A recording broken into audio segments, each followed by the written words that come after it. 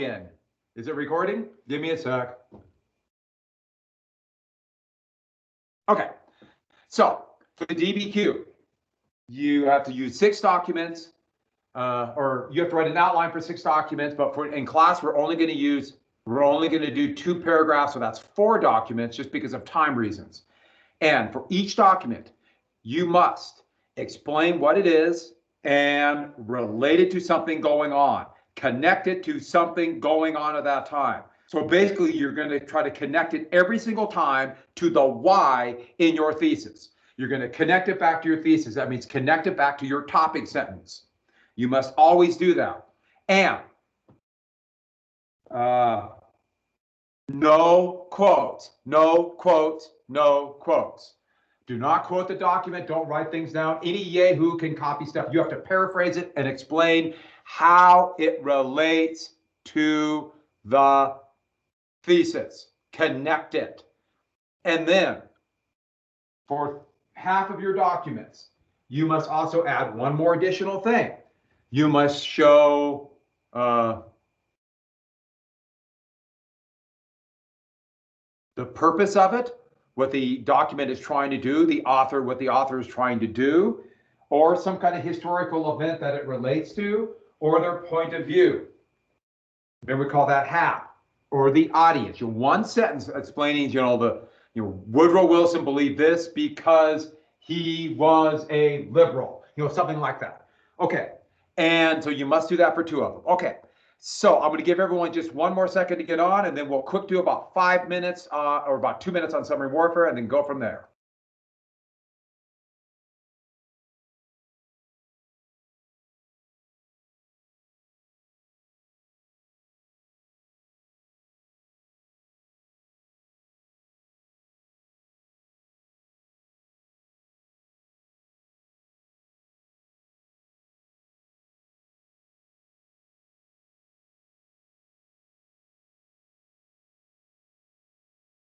One thing I am disappointed that, I have a picture from Verdun. I said to keep it in there, but I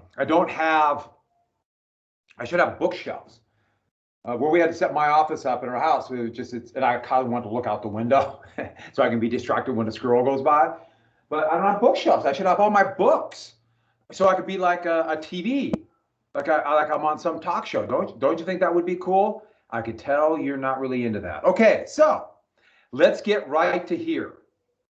And this should work, I hope. Let me know if there's any problems or if you have any questions, but let's go ahead and get started.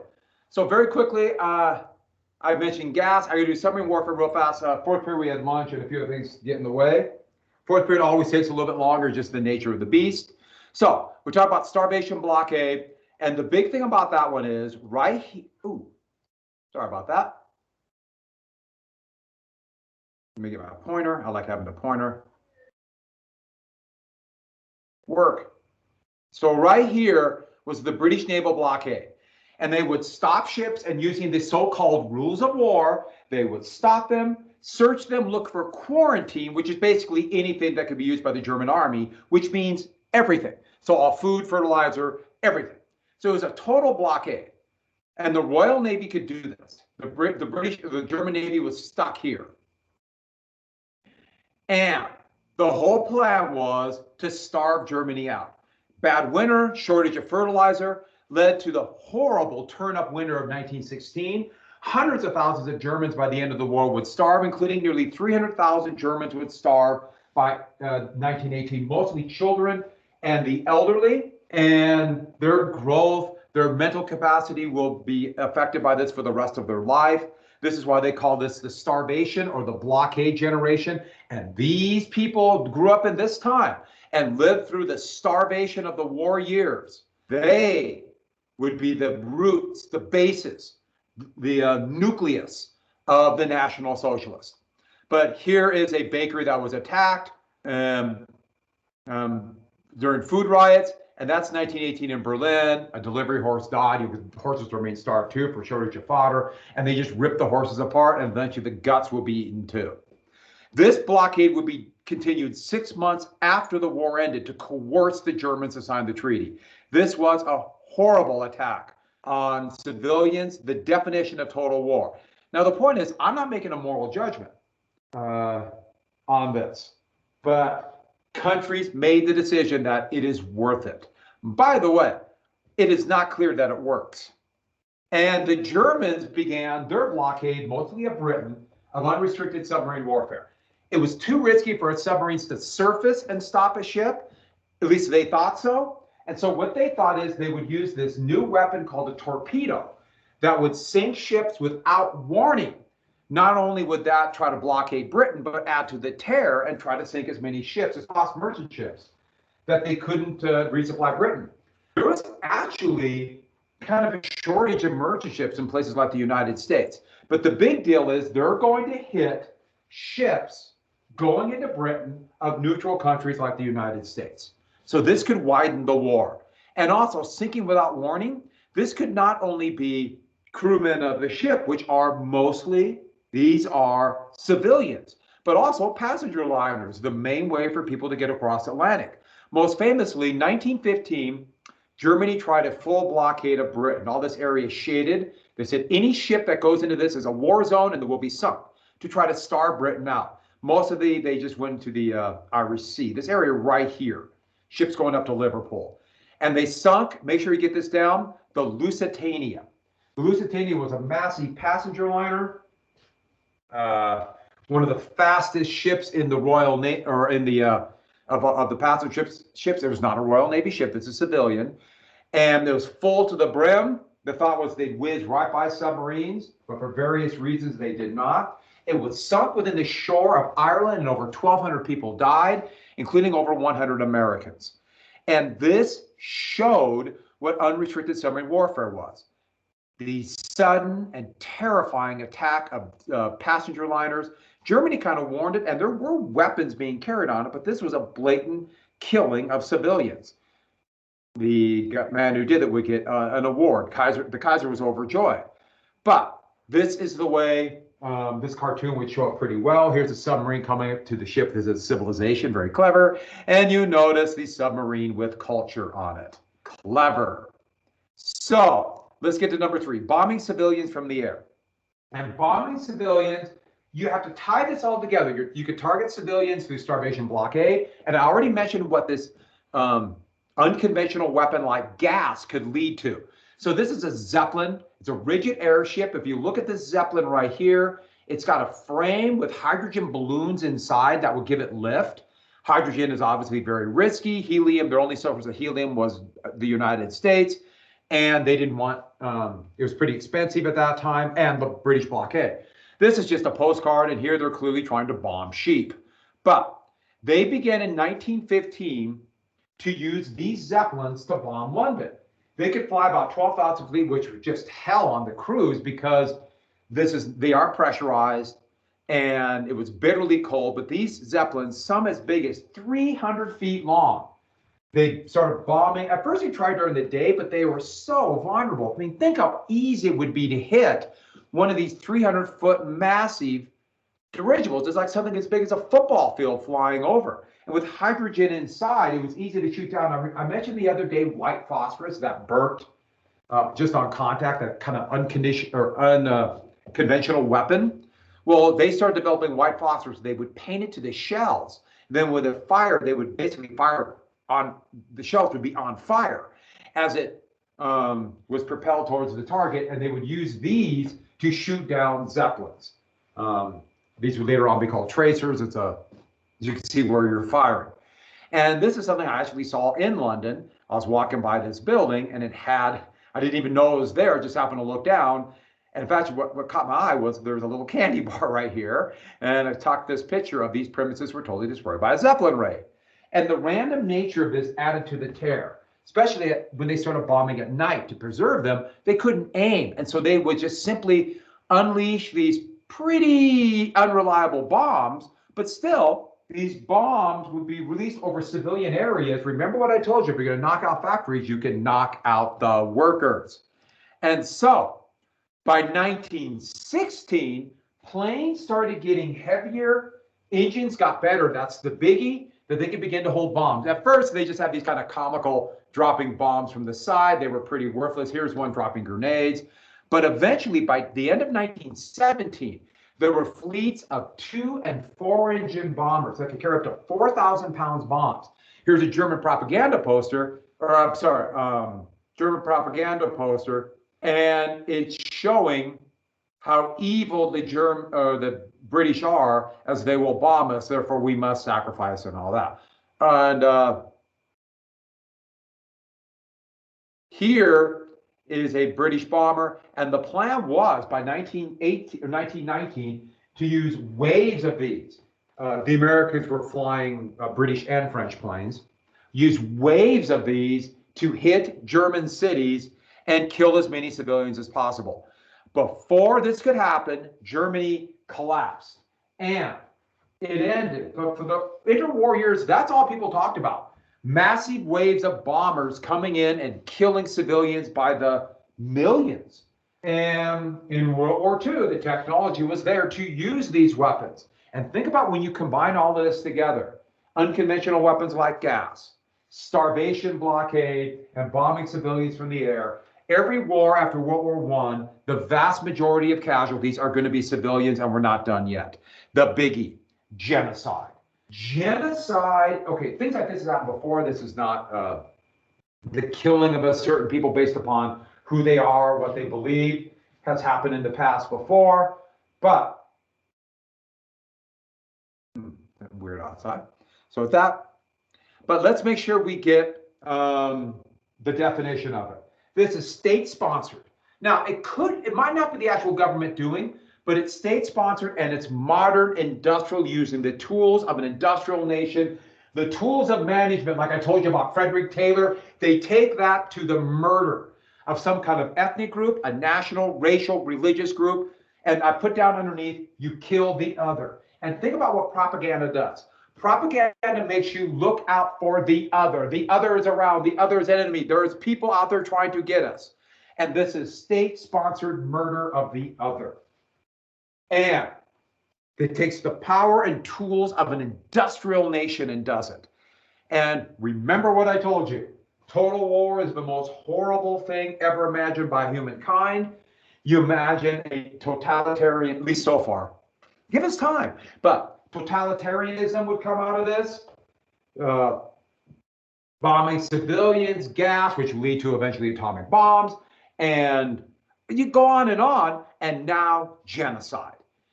And this never-ending search for an enemy. The enemy might get us. There might be spies. We got to look out for a potential revolution. The enemy is trying to undermine it. Where this is going to happen. Oh, and then one important element of this. If a country is at total war, remember what I told you. They cannot allow dissent. No dissent. Because they need social unity, conformity. Well, what if you have an ethnic group that could be a potential enemy within? What if there's a group of people that you don't really trust within your own country? What if there's somebody that you think someday, especially when times get tough, they'll turn and overthrow the government? What about this group? And total war, the horrible logic of it, the search for enemies will start getting people to search for the enemy within. And time after time, this is going to happen. Time after time. This enemy within that we can't really trust. And where this is going to happen is, okay, I didn't type this in. Write down the Ottoman Empire, or as more and more people are calling it, Turkey. The Ottoman Empire. And who did they kill? Can you see it right here? The Armenians. The Armenians were an ethnic group, mostly, or they were Christian, that lived in this area, what is now Turkey, Iran, Georgia, Azerbaijan. There's a country called Armenia now, and Iran. They lived here. They were a Christian minority treated relatively well by the Muslim Ottoman Empire.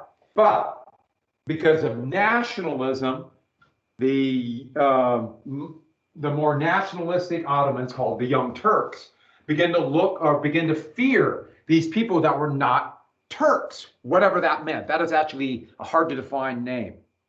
And so when the war began, they began to suspect the Armenians who lived there might be helping the Russians. Why? Because there's a heck of a lot of Russian Armenians. The country of Armenia today was formed out of the old Soviet Union, which was formed out of the old Russian Empire. And so they just assumed they might be helping the Russians. So when the Turks did bad here in 1915, they thought, well, the Armenians in our own country must be betraying us. And they began to forcibly march and move Armenians to centralized location, as done by these big red dots, using railroads, in fact, using resources that they could ill afford to move Armenians. And part of it was to purposely, therefore, torture them literally to death through starvation. Here are Armenian kids being taunted by a Turkish official for a little bit of food. Hundreds of thousands, if not millions, would be starved to death. Hundreds of thousands would be marched off into the desert of what is now Iraq to die in the desert. Here are Armenians that were shot and starved to death. It was known in the West that this was going on. Here's bits for the New York Times. 800,000, millions killed or in exile. People tell of horrors. Here's after the war, and this very macabre picture of Armenians gathering the dead of those who died, and they're posed by the skulls of the Armenians who were killed. We don't know how many Armenians died in this Armenian genocide, because it would not officially end. Official, that's a weird way to put it, but it would not end until 1923. But it's at least 1.5 million human beings. The Armenian population of what is now Turkey was decimated, and there would be still a Turkish population of what is now Iraq and Iran, but most of those would be forced out through various reasons. That's why the largest population of Armenians is now in Russia, and Armenians are still kind of picked upon there. And Germany was actually appalled by this, by a combination of the brutality and horror of this by their ally, and a logical, pragmatic approach. Turkey doesn't have enough resources, yet it's wasting us on doing this. This should seem as very ironic to you, I hope. But in 1938, when Germany was trying to drive Jews out of Germany with the knowledge that total war was probably coming, what's called the Night of the Broken Glass, Hitler was asked about the anti-Jewish policies and basically saying, well, won't this get more countries opposed to us when we have a war? Because everyone knew, I mean, Germany had basically decided it's going to have a war. And Hitler responded, and it's this cold horror of this. Hitler responded, why should I bother? Today, who remembers the Armenians? And this is the issue that comes with things like this. People forget so fast. My guess is a lot of you knew about what happened in Armenia, but I bet most of you had no idea, or just this vague, maybe you heard about this. Today, the government of Turkey completely denies this and says it does not happen and will not take responsibility for this horrific crime against humanity. We will come back to this. So, end of total war. While this is going on, the U.S. is staying out. So let's get back to the United States, because remember, as I heard, this is U.S. history. So while this is going on, I know we got to move fairly fast. We have U.S. neutrality. The U.S. declared neutrality and basically would trade with anybody. And so here is the kind of the humor of this. Here is Uncle Sam saying, peace on earth and goodwill towards men. We don't want war, but war ammunition for sale. We are cleaning up. This would be a boom for the American economy, because the U.S. never really got involved with arms manufacturing, but the big thing were the raw materials, the steel, the nitrates that were responsible for the high explosives, the chemicals. I mean, the U.S. made so much money.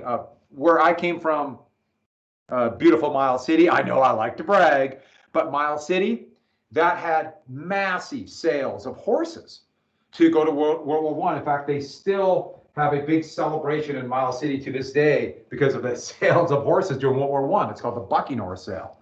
It's a big deal. If you grew up in Miles City, they'd be like, oh yeah, the Bucking Horse Sale. Okay, so, but here's the big thing. The U.S. basically supported the Allies. And the U.S. the government was much more sympathetic to the Allies, but also because of the British blockade, the United States was mostly trading with Allied forces. To the German point of view, the U.S. is basically part of the Allied force.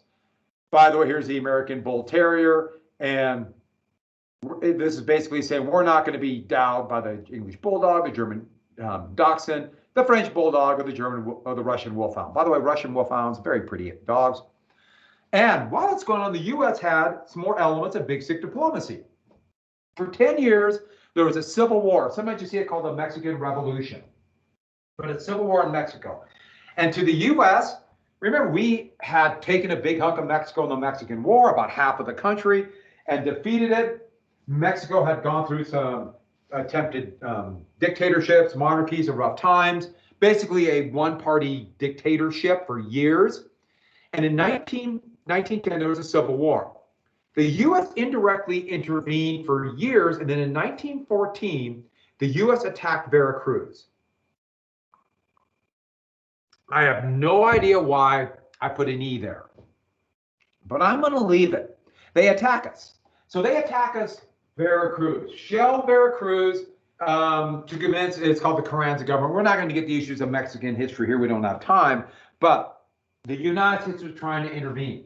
In 1917, the U.S. intervened again.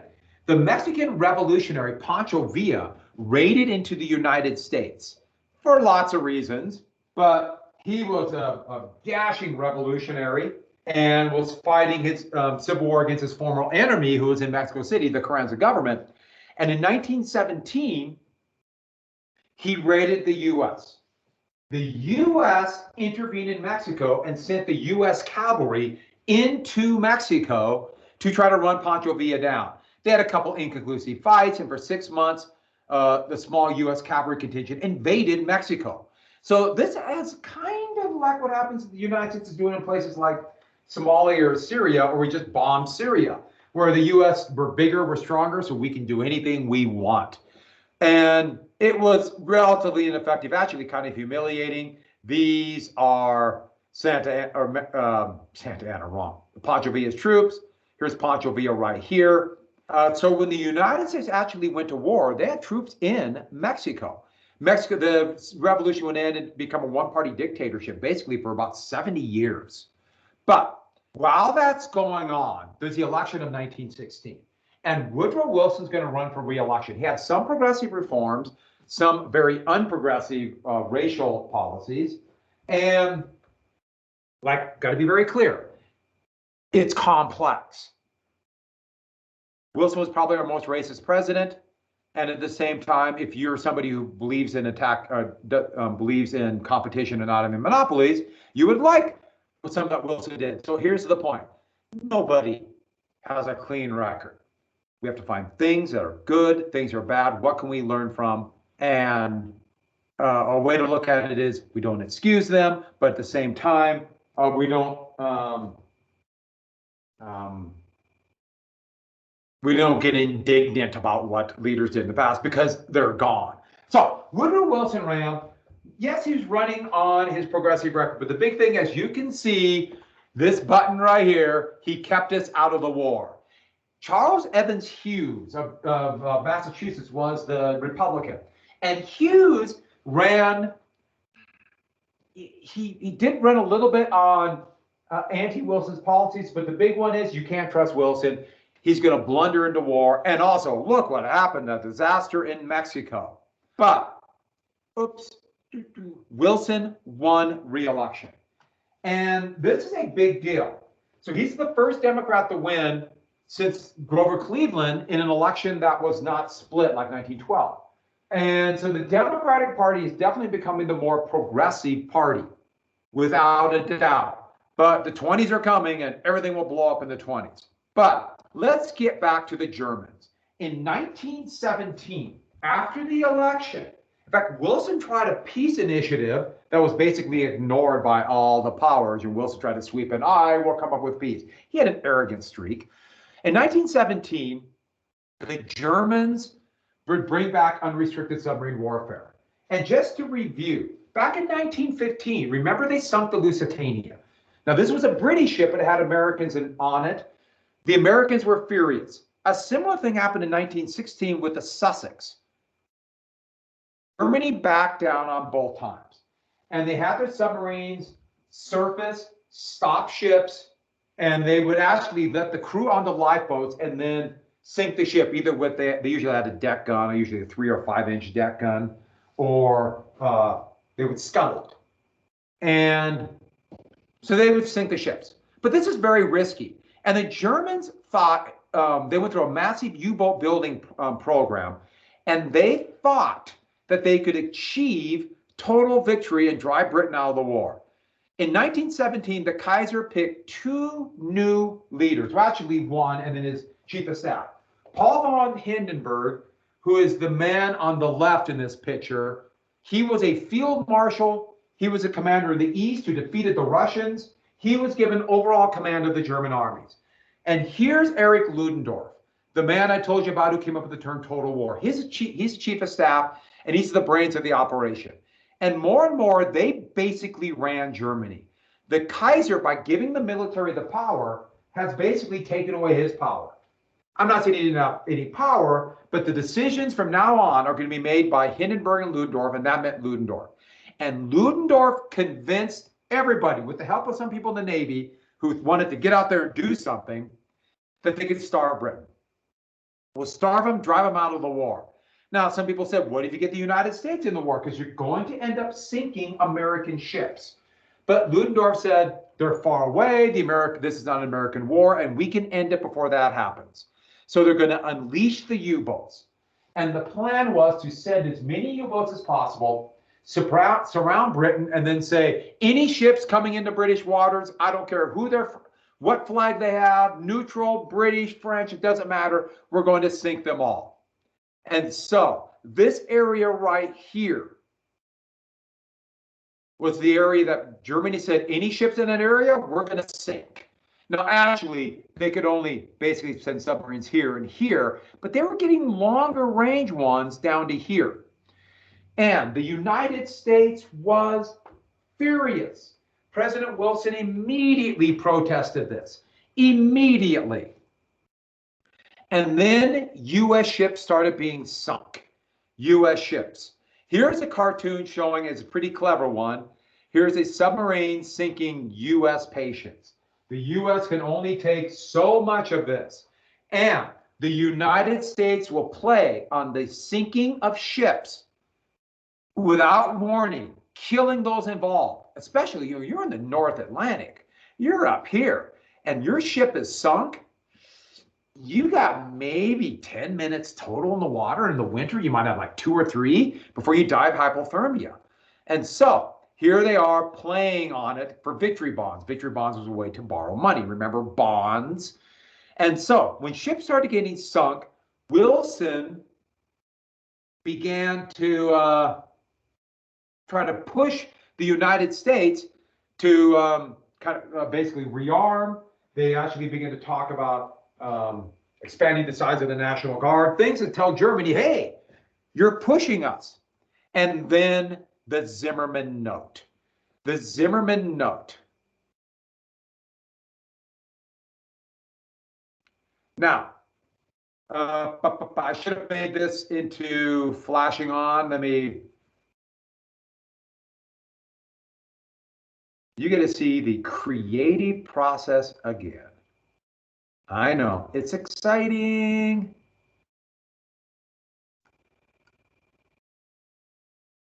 I don't want that.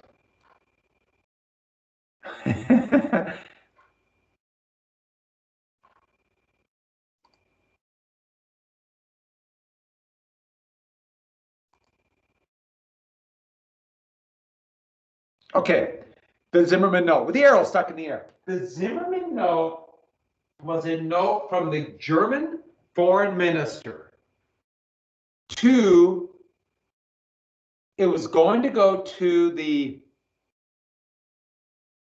German ambassador in Mexico. So it's a German foreign minister to the German ambassador in Mexico. So it's this note. And basically the note said this. All right. They knew Mexico was upset. The U.S. has chased Pancho Villa, Veracruz, and they're still upset about the Treaty of Guadalupe Hidalgo back in 1848. And what Germany, this top secret note said, Mexico should attack the U.S. if the U.S. enters the war. So if the U.S. does get mad about unrestricted submarine warfare and the United States declares war on Germany, Mexico should attack the United States. Now let's be very clear about this. This is insanity. Mexico's in the middle of the civil war that they've been fighting by that time for 7 years. It was so crazy, the idea that Mexico would attack the United States. This was hubris and incompetence, a classic example of the kind of government that the Kaiser had. His foreign minister is the one who did this. Here's the deal. Oh, and then if they did this, Mexico would get the Mexican cession back. And that was the plan.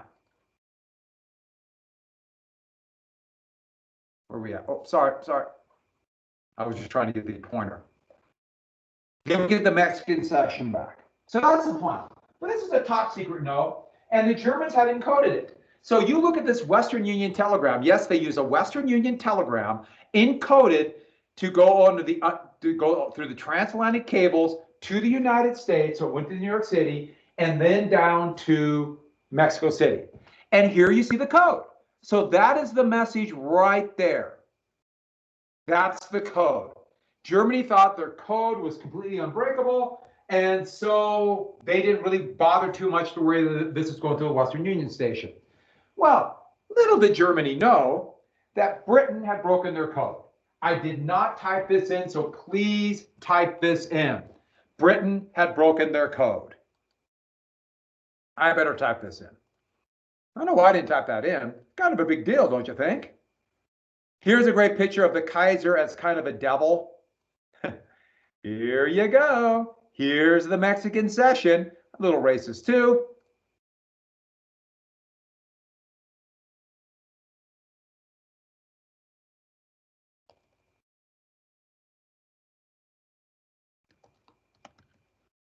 So, Britain had broken the German code.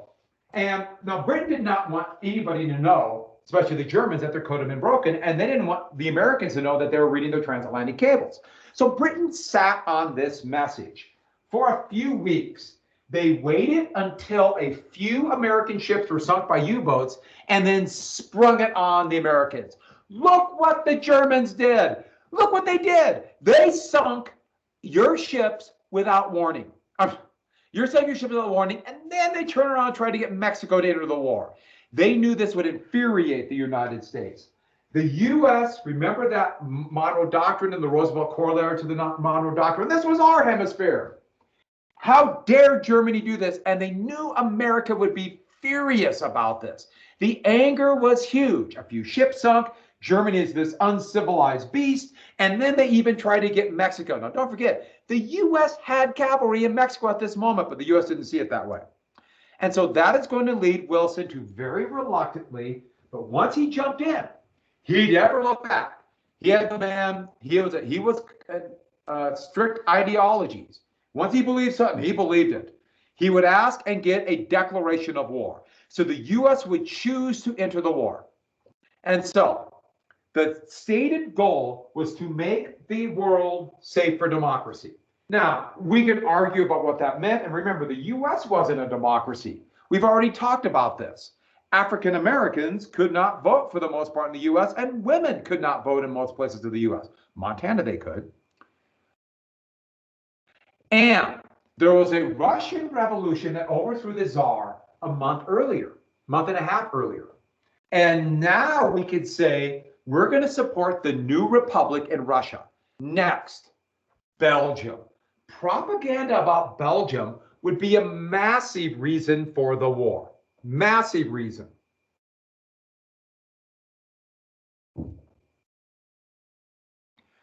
Just one sec.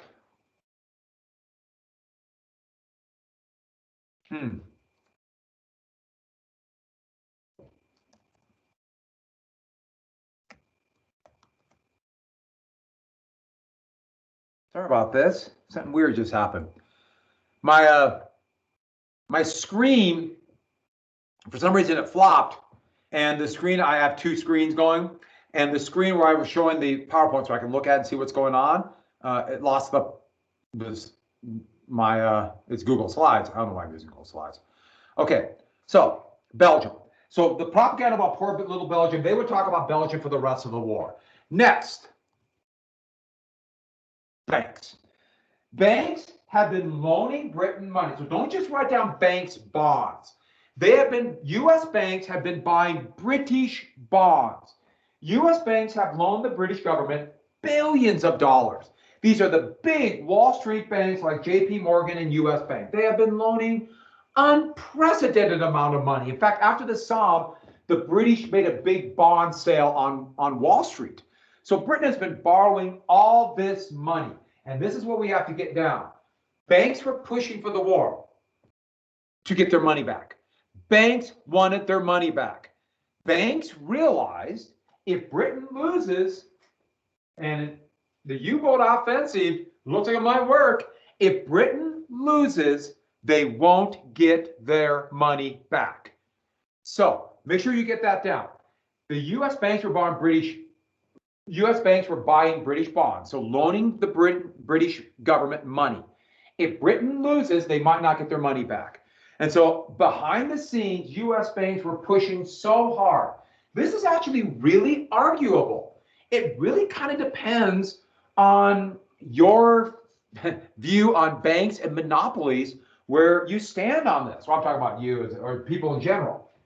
And some people say, oh, this wasn't as big a deal. Some people think this was a huge deal to push the United States to war. So thousands of Americans will die, so banks will get their money back. This will be a massive issue in the 1930s.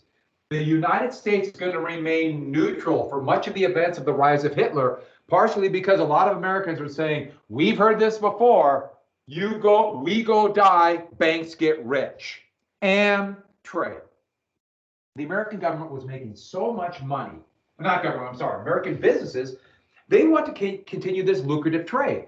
If all of a sudden the war is declared, the US government, remember what I told you about total war, the US government will mobilize the economy and begin to take over businesses, at least control them. And they want to keep doing what they're doing. They're making a lot of money. And so they're thinking, we want the same situation to continue. So lastly, and this is the biggie, put an asterisk by it, put stars by it, U-boats. Unrestricted submarine warfare, though, is the #1 reason. This is the reason neutrality writes it's U-boats. If this would not have happened, the United States would not have entered the war. And this shows you the absolute folly of the German strategy, the insanity of it. It was a terrible mistake. The US had a small army, but a lot of people, a lot of power. This is a war of attrition. So with that, on April 2nd, 1917, Congress declared war. Now, some people were opposed, including, we'll come back to her, Jeannette Rankin was the first woman ever elected to the United States House. Oh, and she opposed. She opposed the war. She was a Montanan. She believed this war was folly, and she was a pacifist who thought war was always folly. She would be swept out of office in the pro-war hysteria of 1918. She would be elected again in 1940 and be the only person to vote against the declaration of war against Japan. Now, a lot of people have accused her for it. It's kind of silly to accuse her for it. Of course, the vote was going to pass. She's the only one. She voted to make a statement. She knew the United States was going to go to war with Japan. So she stuck with her principles, but still would not win for re-election. But she'd be the first woman ever elected, in many ways an absolute hero. She would make the famous statement, you can no longer stop a war as you can stop an earthquake. And knowing about what's going to happen after the war, she appeared to be right. So as you're sitting at home looking at me, and this is a picture, I was thinking about this a long time. What is it going to be like when all of you come back? And that is my image of class. So since obviously we've opened up the state, there's no more disease. As we all know, you get some, you say you don't have to wear masks anymore and coronavirus panics and run away. But here you are waiting to go. This can only mean one thing, people, a thesis statement. So I want everyone to read that statement, assess the validity of that statement. So do you agree, disagree, or let me backtrack on this.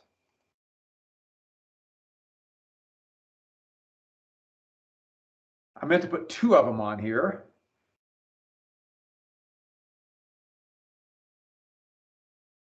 Agree, disagree, or agree with part, disagree with part.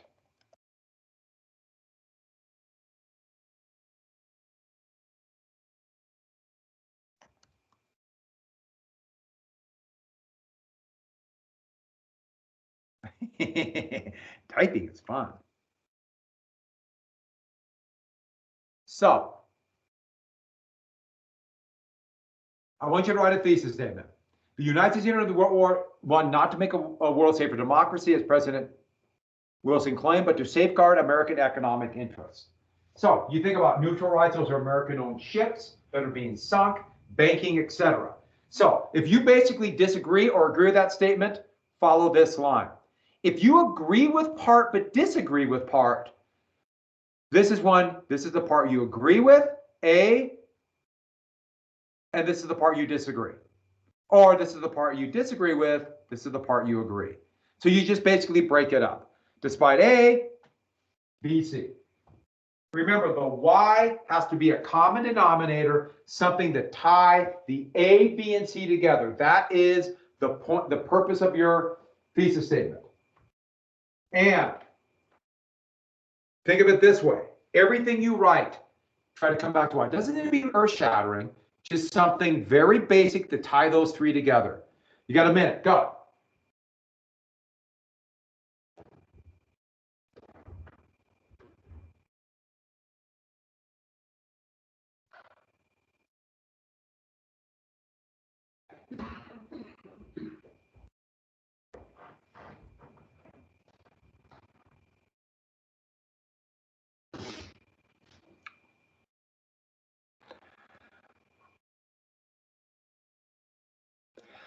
So one more thing about this. When you're done, if you want me to look at the thesis statement you wrote, type it in on chat and I'll take a look at it today. Or take a picture or whatever, but go and take a look at it. But do it in the chat. I guess I can do it in the meeting chat, but it's easier for me if you do it in that chat, like directly to me.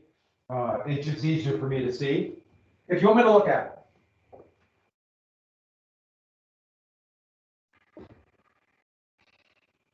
So there's my thesis. And this is part that I agree with part, disagree with part. Yeah, there was German tyranny and the world safe for democracy, and there was an element of truth to that. But my why is I agree that there were several economic interests. There were economic interests. That's my why. So my A is I agree with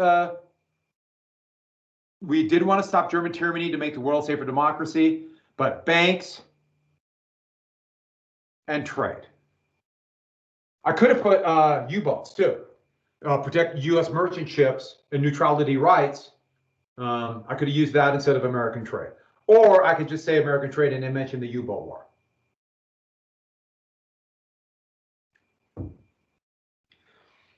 If I totally disagree with it, I would say that the United States did not fight to make the world safe for democracy, but to promote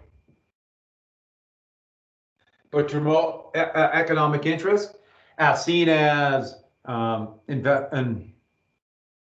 U.S. investment banks wanting their money back, the U.S. to protect neutral shipping and trade because of unrestricted submarine warfare, and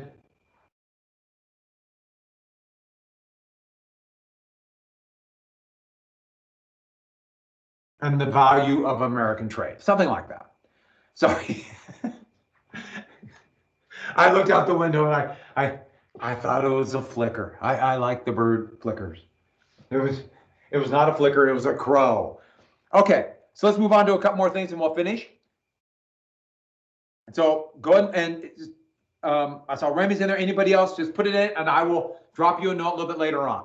So let's get back to the U-boat offensive. Well, back to the U-boat offensive. In end of March, April, and into May, it almost worked. Those red dots are all the ships that are sunk in 1917, 1918, and most of those were sunk in the first 3 months of the U-boat offensive. It just about starved Britain out. It just about worked. But finally, the Allies adopted what's called a convoy. And the convoy would be packing all the ships together in one group protected by Royal Navy vessels, as you can see right here. All the ships together. Now, originally, Britain did not want to do that because they thought, well, if all the ships were together, that'd be easy for one submarine to sink a bunch. But finally, they adopted convoys because the realization hit them that the ocean is vast. It's huge. And if a submarine is out in the middle of the ocean, sitting there waiting for ships to go by, because submarines got to just kind of plant themselves and wait, the odds of one ship being seen on the vast ocean, it's about the same as a convoy of ships. So let's put them all together and there's less chance to be seen. Once the British adopted convoys at the end of May of 1917, the number of ships sunk dropped like a rock. And when World War II began, they literally adopted convoys that second. Convoys worked well. And so, last thing for today, in Russia. I mentioned the Russian Revolution. We got to come back to it. The Russian, and I will tell you the story of Rasputin tomorrow or something. But in 1916, Russia, back to 16, I know we're back to 16, but they tried a big offensive to push the Austrians and Germans out called the Brusilov Offensive, named after their general. They built up weapons, they threw them in there. They actually pushed them back a little bit. But in 2 months, the Russians alone had 1 million casualties. 1 million. And that kind of bloodshed, combined with food shortages and depredations of war, people had enough. The Tsar had fled St. Petersburg and went to the front, and the government was being done in a lot of ways by his wife, who was receiving what people thought was disastrous advice from Rasputin, who I mentioned before. Now, Rasputin is going to be murdered by members of the Russian nobility to save the Russian war effort. Now, you might think, this whole thing sounds insane, and it kind of was, but they murdered Rasputin with the idea that, okay, we'll save the royal family. This appeared to make it even more amazing. By the way, Rasputin is kind of the man who would not die. Oh, and in a medical hospital in University Hospital in St. Petersburg, various body parts of Rasputin are in jars if you want to go look at them. But this did not save, oh, and this shows a propaganda poster against it, Rasputin like total control of the Tsar, and implying something lecherous is going on between the Rasputin and the Tsarina, which was not, almost certainly. And so he was assassinated. We'll come back to that. And that begins the February Revolution. Yes, I went nuts on the R. The February Revolution in 1917. Food shortages, disasters of the war, the Tsar was overthrown, and the army mutiny. And what was created in its wake was a republic. Oh, food riots, I'm sorry. And they created a republic. The Tsar was put under house arrest with the assumption that he'd be exiled. And the republic, eventually, it will be known for the defense minister and then prime minister, Alexander Kerensky, right here. And Kerensky, who was a socialist, who was opposed to the war, for the most part, felt like he had no choice. He had, the war's going on. Most people revolted with the idea that he'll get out of the war.